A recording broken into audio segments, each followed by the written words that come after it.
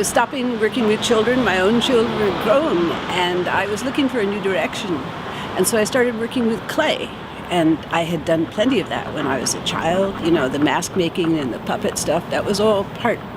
But for some reason, or not for some reason, I wanted to focus on the figure.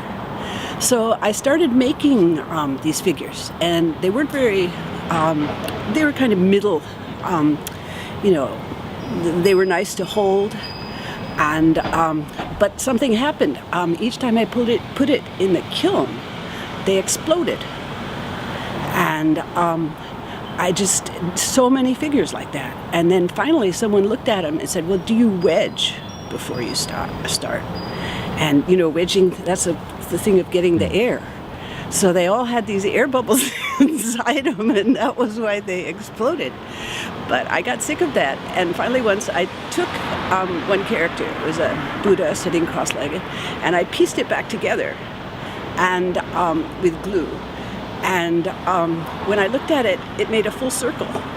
The center of it had been totally blasted out, and I didn't know what to do with it, so I put it in this little child's cupboard and put it away. And then one time I opened the doors, and the Buddha was still there, and I'd forgotten, and there was the hole in him. I could see through the hole. And I started to work with that idea of him in his meditation chamber. And I found different things, you know, like shells and holographic paper or something I'm really crazy about.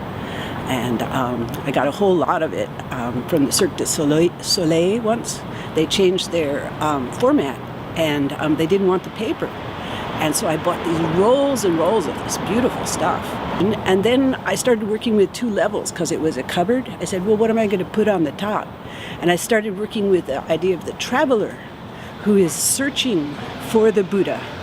And he's going through a landscape that's kind of fraught with difficulties. It's like thorns and all these things. And he's reaching, you know, he's looking for the Buddha. But the idea is kind of, you know, the more you look, the Buddha is within yourself. The Buddha is the state of being within. And the more you look, the harder it is to find. You know, what he just had to do was sit down and be with the Buddha and know that he was with it. You know, so all the agitation of searching, you know, as soon as he would calm down, then he would be there. And he is there. He's right above the Buddha. You know, the Buddha is under the ground. And so I was working with that for a while. And I think I've got a pretty good combination. You know, he's looking and he's seeing different kinds of illumination, but not the Buddha himself. So, these are 4 sisters, and they're the daughters of Thor. And he's that fellow over there in that thunder ship. He has thunderbolts in his hands. And for a long time, these 4 young ladies were consigned to the area beneath the earth.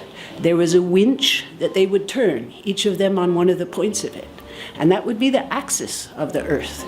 And they started it, and they kept it into motion. And after that, they said, we want to get away, Daddy. We want our own sleigh. And he said, all right, I'll give it to you. And so they were so happy. They jumped into the sleigh, and there they were. Only then they realized, no reins to the sleigh. No way. They were caught together.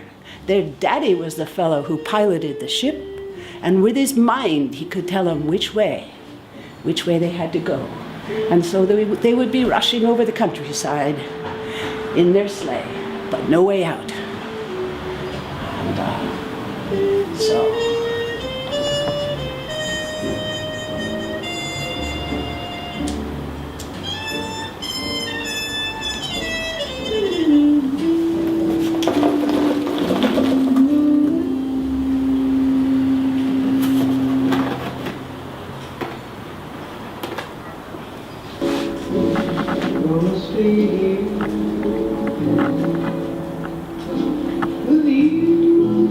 So they love each other. They're sisters. What can they do, though? They have no control. They have to rush all directions over the night sky. 4 of them arguing, cold, miserable, and alone in their sleigh. Yes, it's my pleasure, of course. Oh, your ear. But one of my favorite characters for a while, his name was Hanuman, the monkey man. He's out of the Ramayana. And in my version, he had a pearl mother. And she was totally enveloped in her pearls. And little monkey boy liked to steal them. He thought they were like coconuts. He would steal them all the time from her, and always she would feel ping, ping. And then she could go chasing after her son and command him. But he was a tricky fellow. He never liked to follow her way. And so they kept on dancing down the Ave together.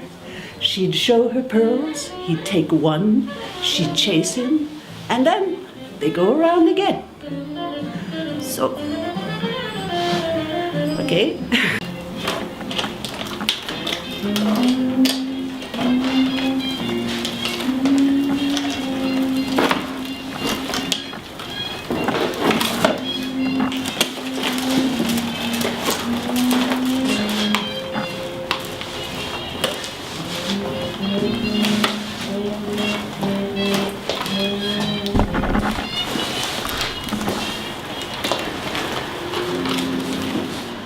Oh, that's great. I've heard wonderful things about you, so it's nice to meet you. Oh, we have such a good time.